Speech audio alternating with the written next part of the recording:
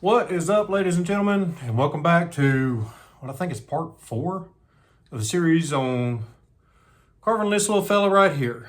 Today, we're going to start adding details. We're getting in the home stretch on getting this piece of the puzzle done.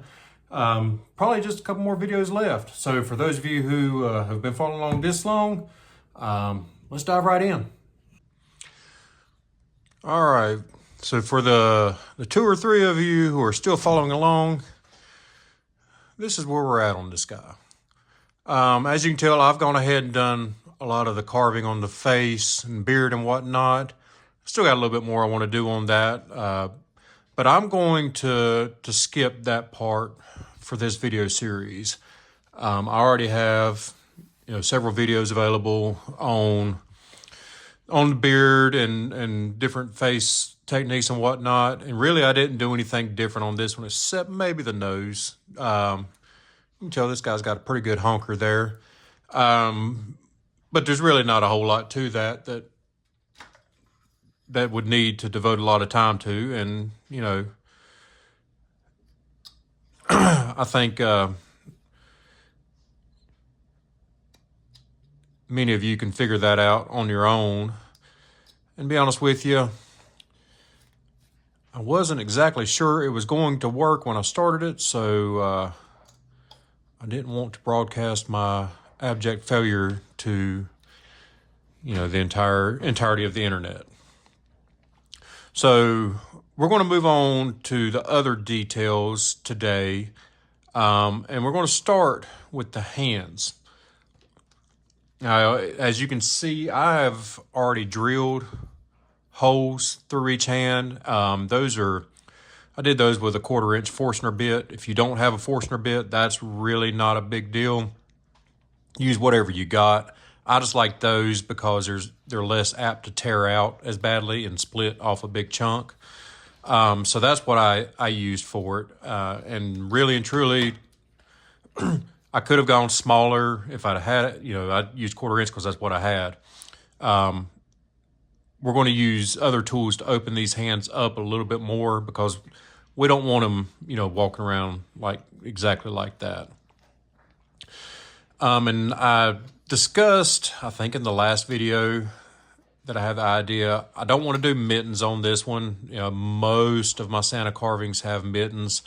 I want to do something a little bit different and actually show, make it a little more difficult. So we're going to do a pair of gloved hands.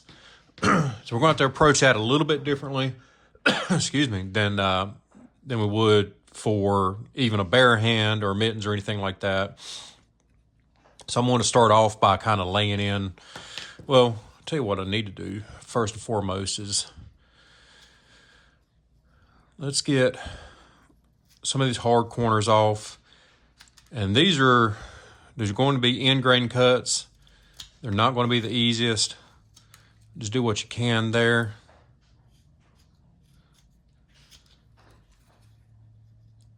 Let's get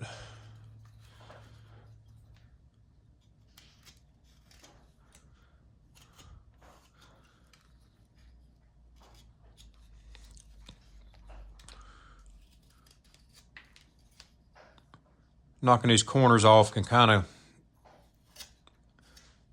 help with getting the facets in for the hands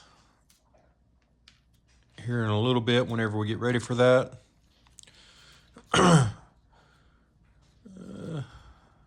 This needs to be brought up a little bit.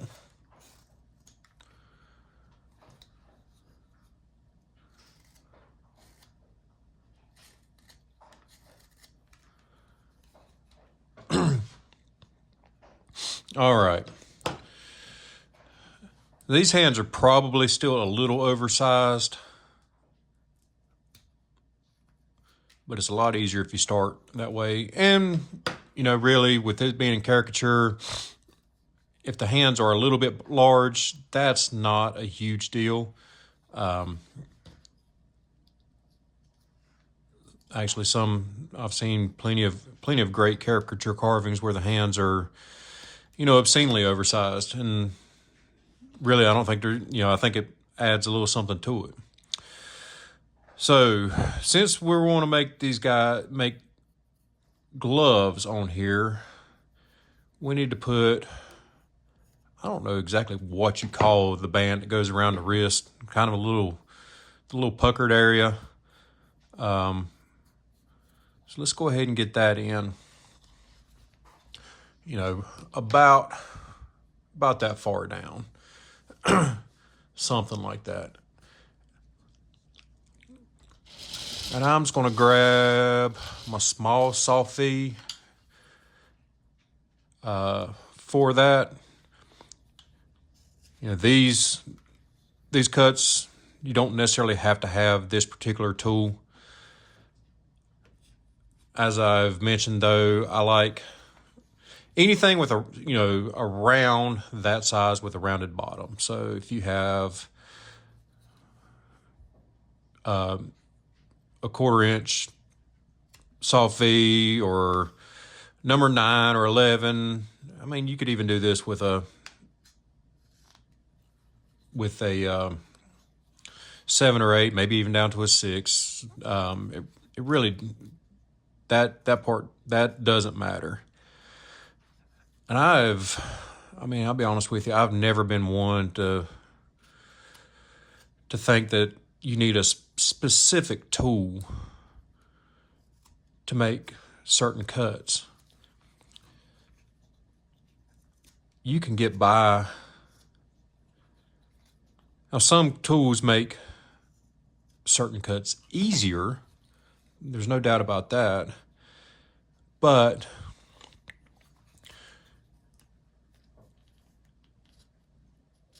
I've had a lot of you ask where to find a Sofie. And this OCC and my old Denny are the only ones that I have. I've never tried any others. OCC is KCT now, and I've heard nothing but negative things about them. I can't recommend them. I've never tried them anyways. Can't recommend them. I think Stubai makes Sofies. I know a lot of people seem to like those. I've never tried them. I can't recommend them. So, the OCC's out of production. These old Deanies, they're no longer in production. You might be able to find some on the secondary market. If you do, that's awesome. But I don't have a recommendation on where to buy any right now, I'm afraid. I heard through the grapevine that there might be some coming down the line from Badger State here before too long. And hopefully I'll be able to give you good news that is actually, they are available here pretty soon. Oh, okay. So y'all got to see me screw up. I was running my mouth and wasn't paying attention, but we can put that back in. That's not a problem.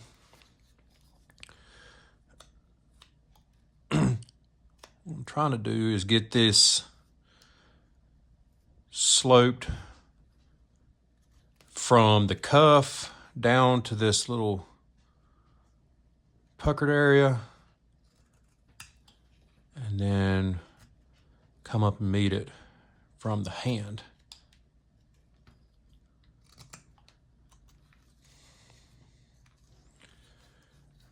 This could be a tough spot to film or to carve and get filmed.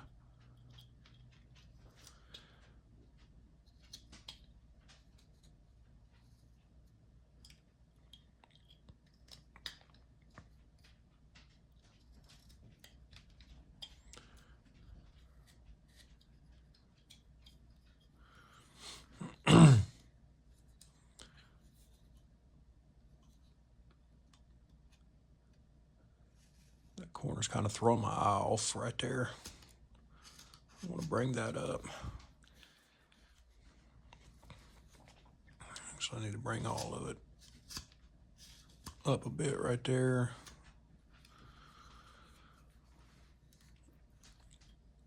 Probably take that little bit right there off. All right, that's better. That kind of gives them the pose I was aiming for.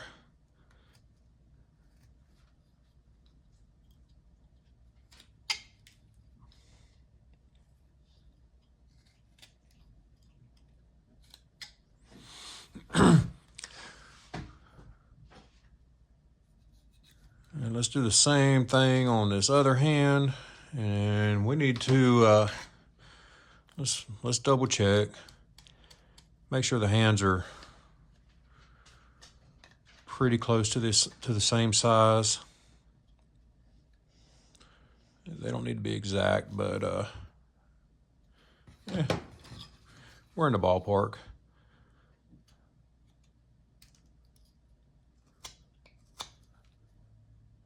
I think this one's probably a little bit thinner, but let's get this wood here removed and kind of see where it looks after that.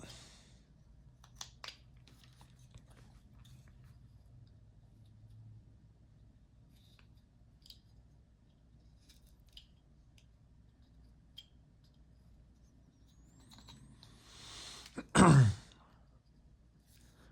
got a big chunk missing right where the thumb needs to go on this hand.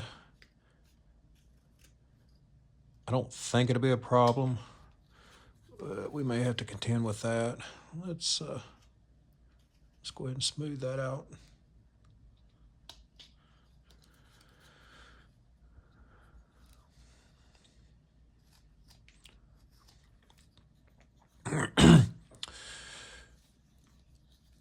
Now I know good and well, because I did it for a long time, the reason so many of us like to carve figures with their hands in their pockets is because doing hands well is hard. Or at least at first. Once you figure out how to look at them, and let me caveat this by saying I'm not good at it. Not by any means. So many people do a better job. And I would urge you to seek out information from those people. If you are a member of the Wood Carving Academy, I know that Dave Stetson has a series on there on just carving hands. And there's a lot of information to be gleaned from, I think it's like a 3-video series or something like that. He goes into a ton of detail. But this is kind of the building blocks that I like to use for carving a hand. So if you make a fist or anything, you can see that hand is kind of rounded this way. We've got a little bit of roundness this way. You know, the back of your palm isn't dead flat like a tabletop. And that's something that that I struggled to get right for a while. So we need to kind of pre-build some of that roundness in. So you're almost kind of starting off with a, I don't know, like a football shape, something along those lines. This one we need to bring up this pinky a touch. Let's get some of that roundness on this plane. Oh, I'll try to show you kind of what I'm looking for there.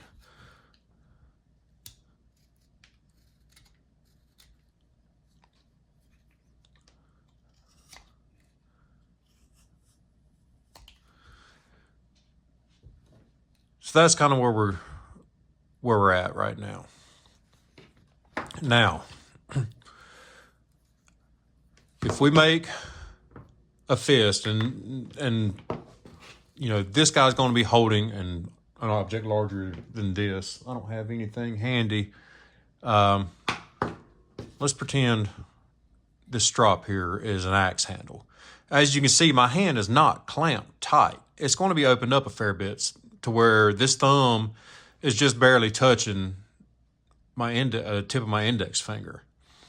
So we need to, account for that when we start laying this out. We're going to say this thumb is going to come, and I'm going to block this in a little bit large to start with.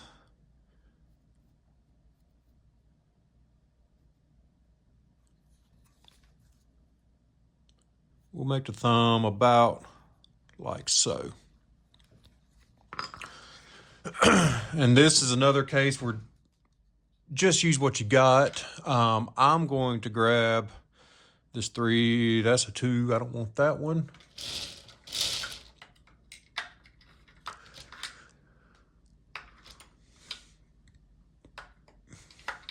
I need to color code these things, make my life a lot easier.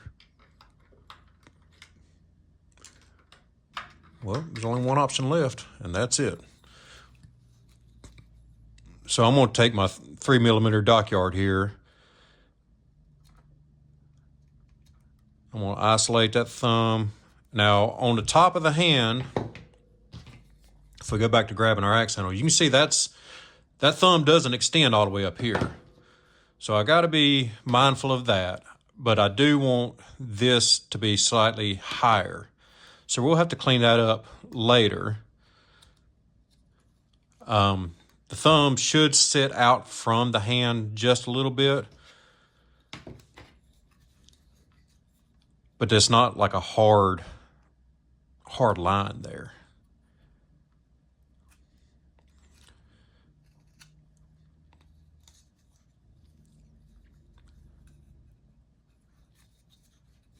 See if I can get this cut focused in. I just realized. All right.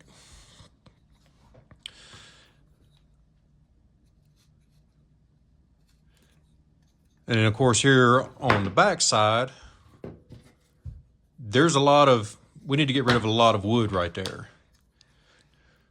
So I'm going to grab a slightly larger. This is a 4mm.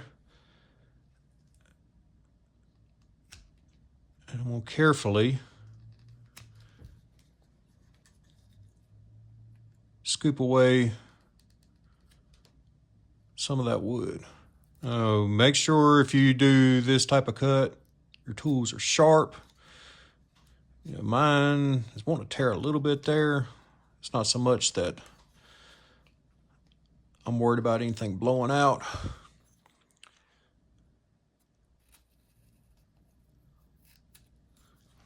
I'll come from the back side here and kind of clean some of that up as well.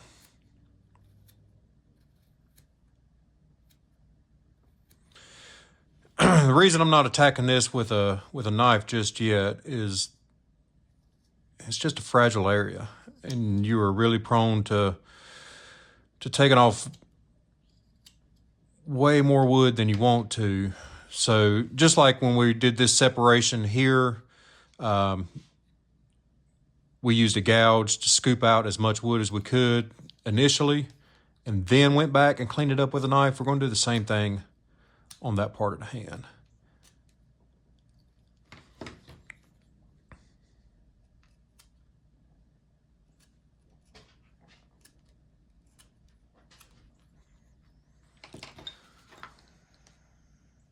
Grain's kind of running funky right here.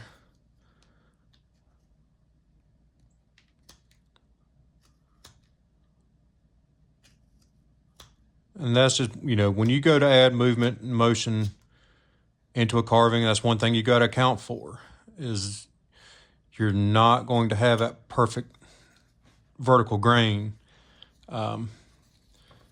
Just be mindful of it. It, you know, does it make it more difficult? Absolutely. Is it something that you need to be fearful of and not, you know, give something like this an attempt? Absolutely not. Like, you can do this. If I can do this, and I promise y'all, like,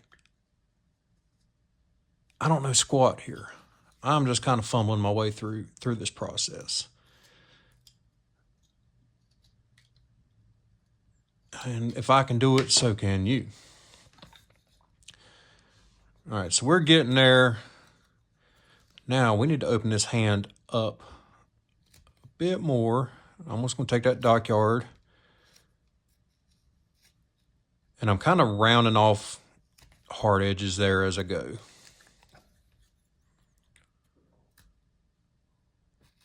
You don't have to clear out a ton here, but an axe handle isn't perfectly round. So we need to make this hole slightly oblong shape, and we also need to get things proportionally right. We don't need the fingers quite that thick, but I don't want to remove a ton of wood from the outside because I kind of like the overall size of the hands right now.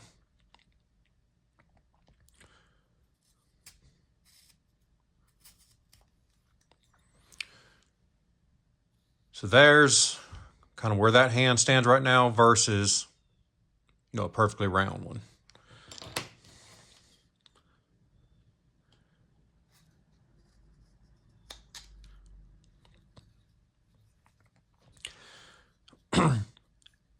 This area, it's not going to be easy to get to, but we need the tips of these fingers opened up a little bit more. I'm going to try to indicate what I'm meaning right here. I want the tips of the fingers. Let's see if I can get those to focus in. If we can see where that line I just drew is, that's where I want the tips of the fingers to be. So I'm just going to go back to that dockyard and continue to kind of clean that out.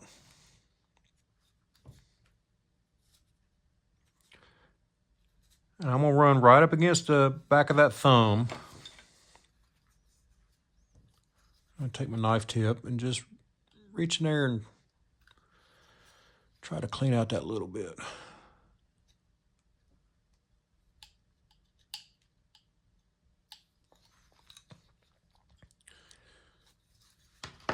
Let's go back to it.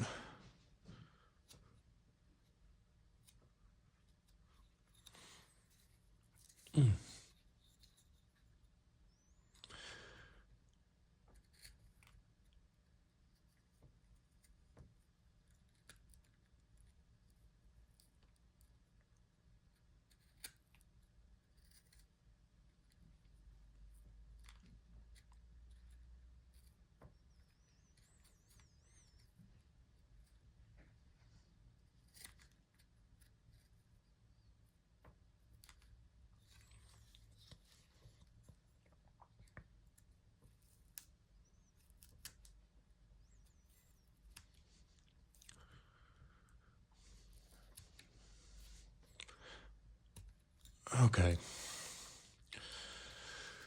Let's see if I can show you that. I don't know how well you can tell, but I've opened up that hand and I've still got a little bit more meat on this thumb than I need. I'm going to reach in there very carefully because you can easily take this thumb off if you get too aggressive right there. Or take the tip of the finger off.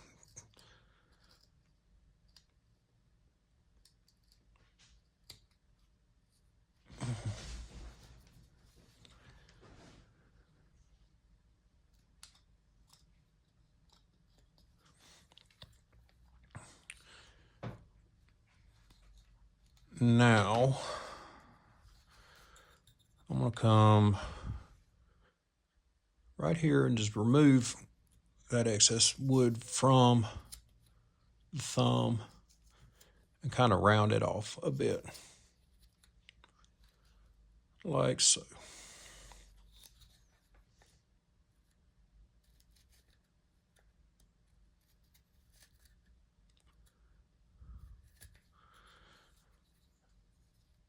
And I'm sorry for how little of that I'm able to actually get in the frame.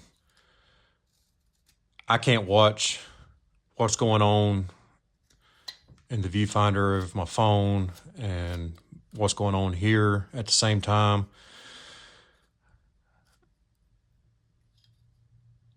trying to make sure that I get as much as I can in there, but I know I miss a lot, and I'm afraid there's not much I can do about it.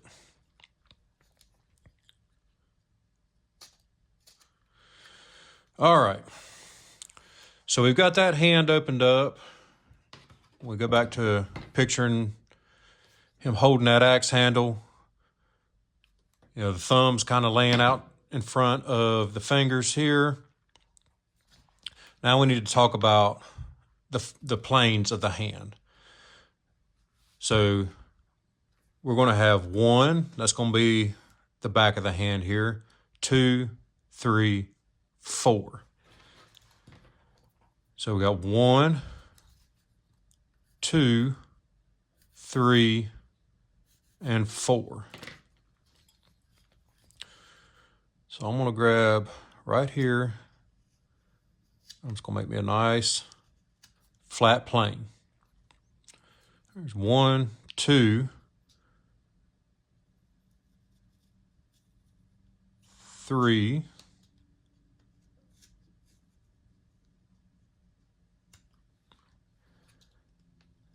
this one is going to be a little bit harder to reach. I'm just going to carefully reach in there with my knife and do number 4.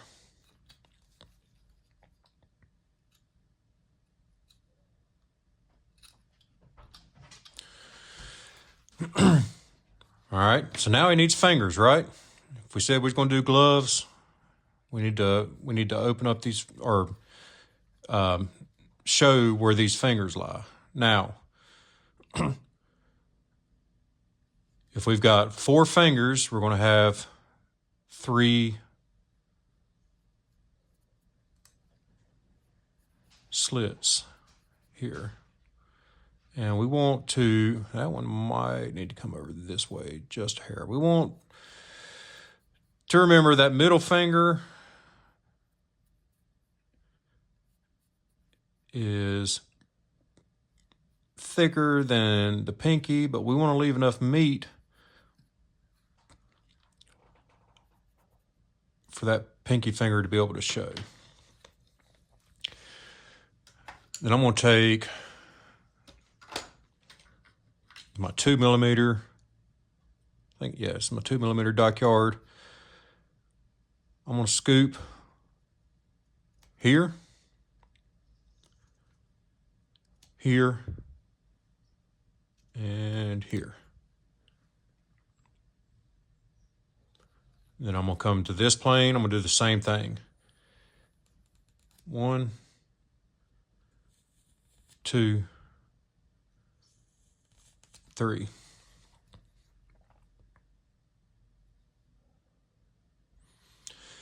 The reason I'm doing it this way is, if you look, by doing that, it almost makes that knuckle raise up a little bit more.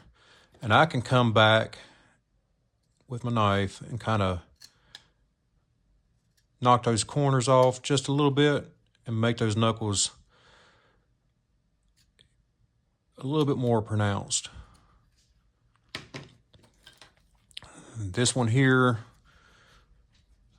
we'll see how much I can get it to film here, but 1, 2, and 3. And I'm going to use this gouge while I got it here and carefully go right across the top of those fingers just to separate the fingertips a touch. That pinky might be hard to get to. I can come at it from the back side here. There we go.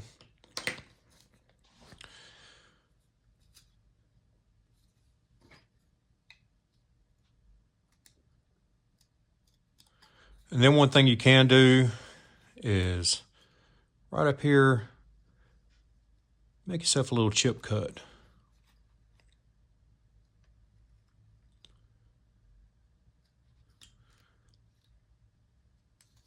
It doesn't have to be much. It's like we've talked about many, many times before. Just anywhere you can get that extra little shadow in.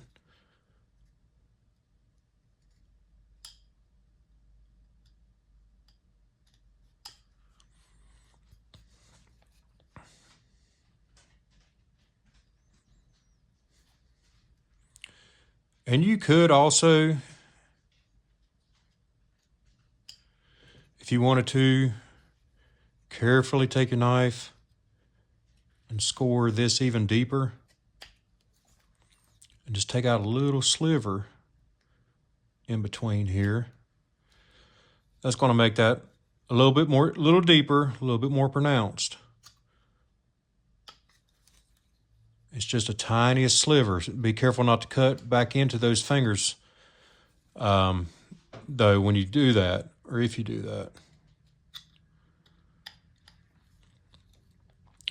But that's more or less it. Since he's going to be holding something in this hand, I'm not going to worry too much on getting all of that cleaned out. I'm going to bring the back of that hand up just a little bit more. We'll clean that out. There we go. But there's his hand. Hopefully, I filmed that worth a damn and somebody learned a little something here.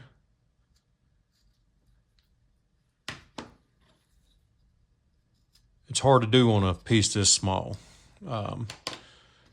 That video from Stetson that I mentioned earlier, he's carving just hands, but he does them on a larger practice piece so that you can see them a little bit better. Now we're already a half hour into this video. I'm not going to spend another half hour showing you the same steps on this hand. I'm just going to repeat the same thing. So let's move on to some other details. We got him a jacket here, and the jacket's going to need a couple of buttons. I don't know, I just like doing odd numbers here. I don't think I have room to do the size buttons that I want to do and squeeze 3 of them in there. So I'm just going to do 2 on this guy. What I'm going to do is I'm going to take this 4mm Dockyard U-gouge, and I'm going to go right here, and I don't know how well you can tell, but I'm pushing in at an angle. The reason I'm doing that is if I tried to go straight in, this from here is going to be a little bit harder because his beard's in the way. If I...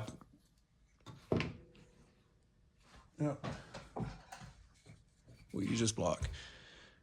If I push straight in there, when I go to remove that chip, I'm prone to knocking off that edge. Whereas when you do it at an angle, you got a little bit more support there. And I can run right up against it and not worry about knocking that off. I'm going to have to come in here to match it kind of from the side. And again, as hopefully you can see, I'm running that at a pretty severe angle. And I'm just going to go right here and scoop that out. Boop. We'll do the same thing here.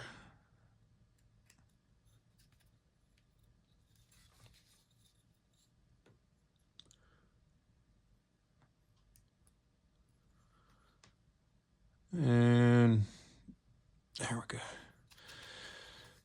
Sometimes when you got to come at these funky angles, it's hard to get that to release.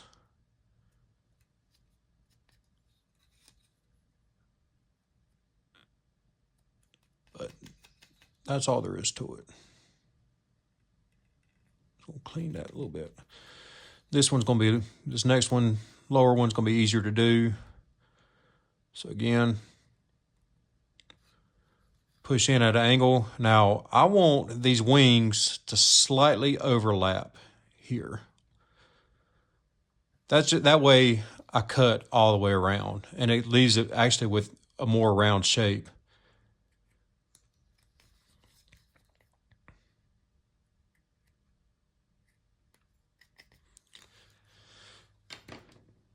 And he's a little bit of a hefty fellow. So these buttons are going to be a little bit stressed. We're going to put a couple of little lines coming in there, just kind of show that that fabric is pulling.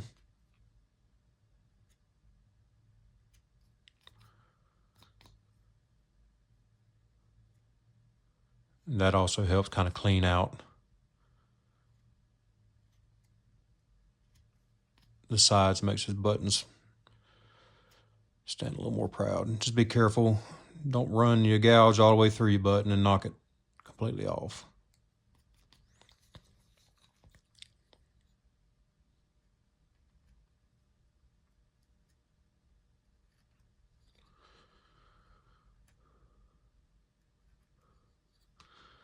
We could actually throw a couple on this side as well, because really that's where that fabric will be pulling from, is what's going on underneath there. There it is. Simple as that. And you can't see a lot of his collar, but I do want him to have a little bit of a collar on this jacket. So I'm going to come right around here. Just kind of carefully lay that in.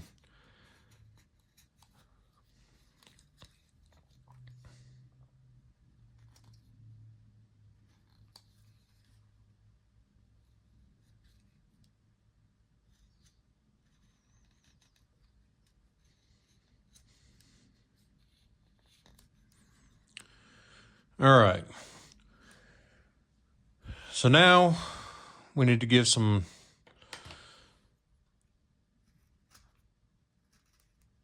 kind of, just a little bit of lines to indicate that fabric is being pulled.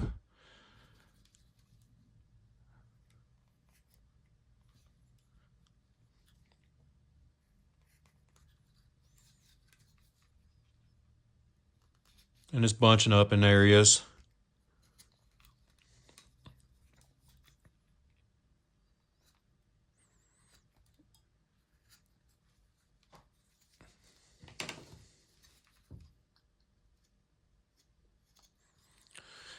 And I want this to be a fairly heavy coat, so I'm going to undercut it a bit.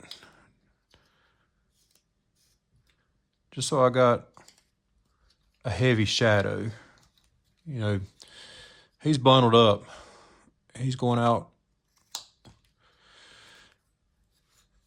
on a cold, snowy day to find that tree.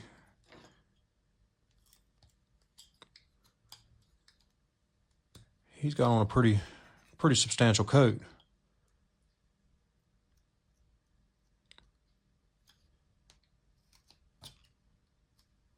There we go.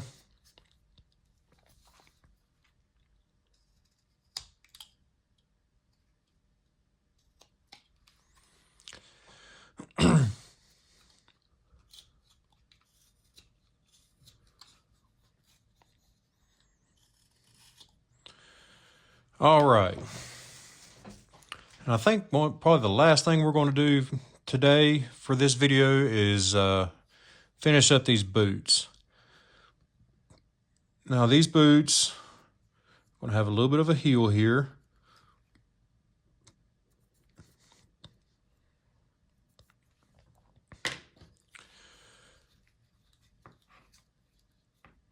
And I find it's easier if you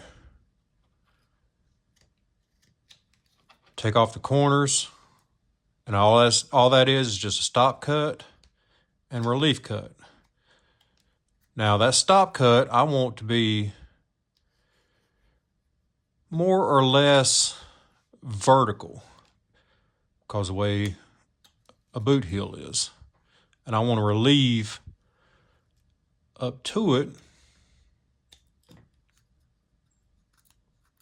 Now, I'm not doing like a set of massive logging boots for him. So I don't want a huge heel here. Actually, kind of what I have in mind is an old school bean boot.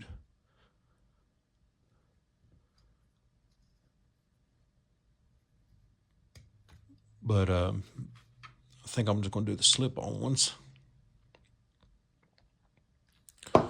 This foot, it's not quite as necessary to get that middle part out because that won't really be visible, but I've already started down that path, so let's get it done. All right. So even though the bean boot's going to have, the big rubber lowers, they still have a little bit of a sole. This is one area especially when I first started, if I did boots on a character, I made the soles way, way too thick and chunky. And they just aren't, especially this isn't like a pair of Hoka running shoes or anything like that.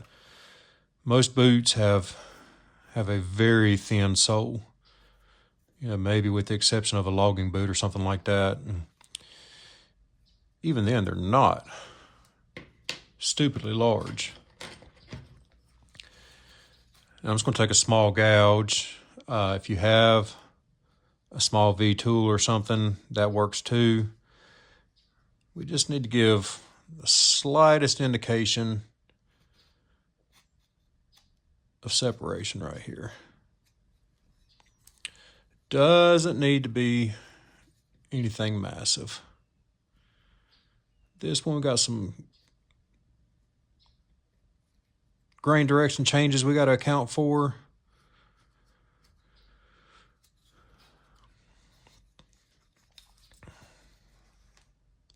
Be careful making that turn right there at the bottom.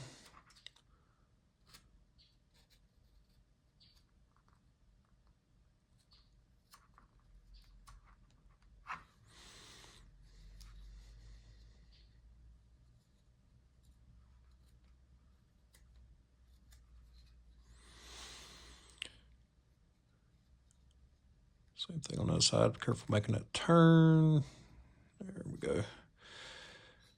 You can't dig in too deep at a spot like that, or the wings of these smaller gouges are going to catch, and they're going to blow off a big chunk that you don't want gone.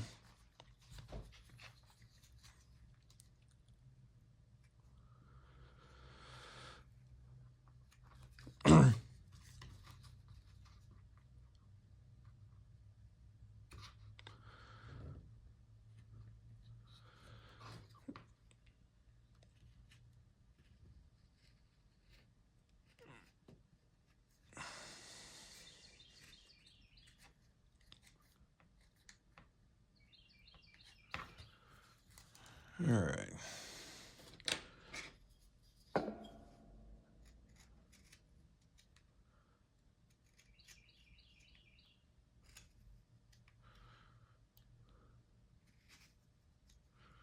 We just need to clean up a little bit right there. And now these bean boots are pretty round. So I want to get rid of, if I got any hard corners or anything, kind of round those over a little bit. And then we'll come right around,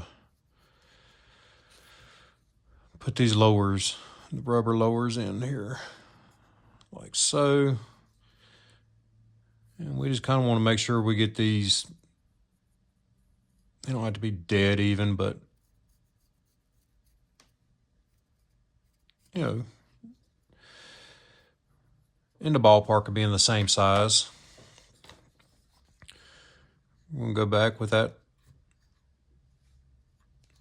small dockyard gouge. Now, I've done this with a knife. You can do it if you don't have dockyards, if you do have the Flex Cut micro tools, little micro gouges, whatever. They work fine as well. I suppose if you were super careful, if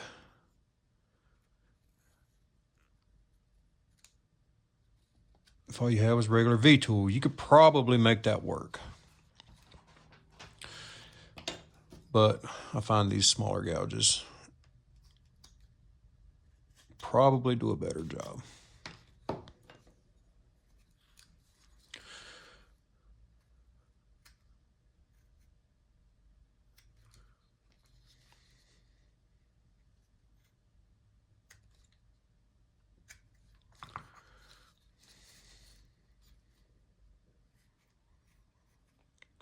One thing I do want to do after I get this line put in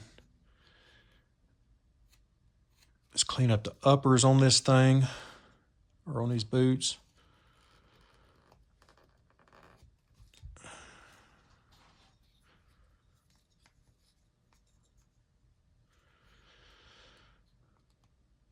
That's going to be a tough spot to get to. We'll just kind of... There we go. And I'm going to take this 4mm dockyard here. I just want to give the indication of some contour there, with it being a little bit wider up at the top than the bottom.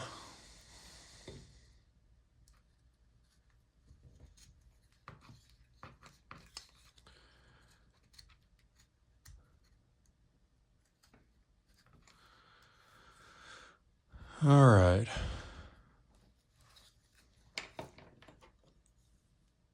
Let's clean that back out best we can. There we go. Do the same thing for this boot here.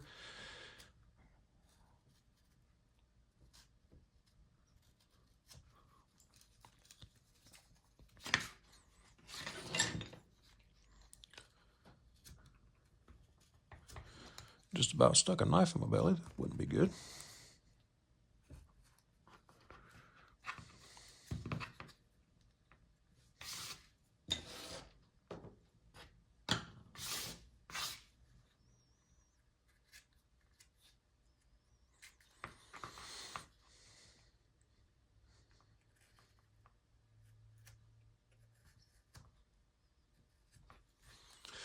And that also doing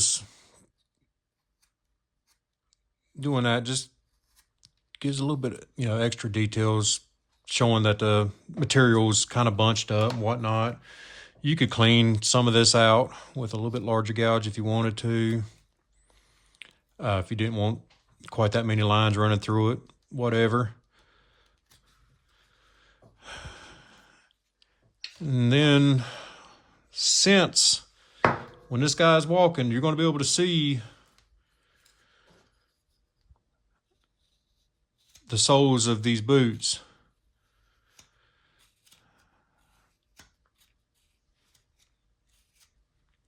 At least partially. I want to give an indication of some tread there.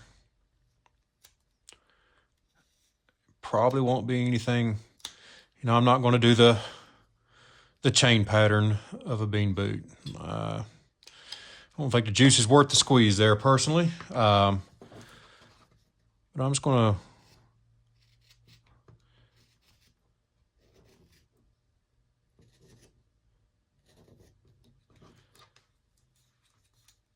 do a little bit of a tread pattern.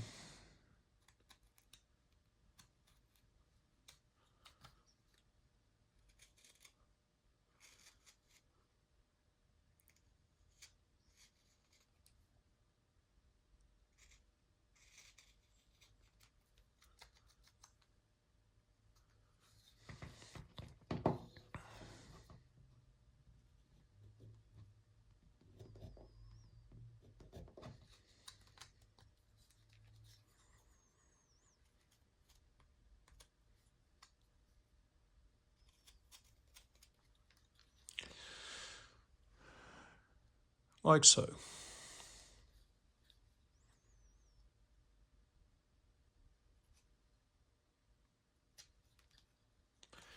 And we'll do something similar here on the front of this boot.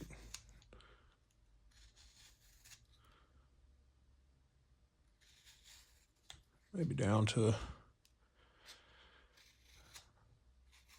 about right there-ish.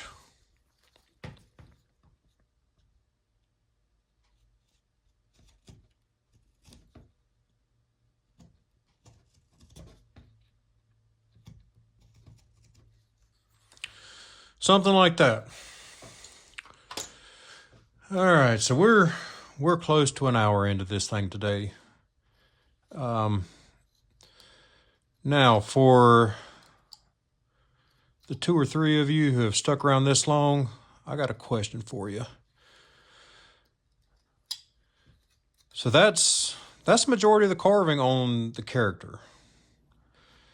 But I have a scene in mind for this thing. You know, I think we've discussed it already, what I've planned for the rest of it. Is that something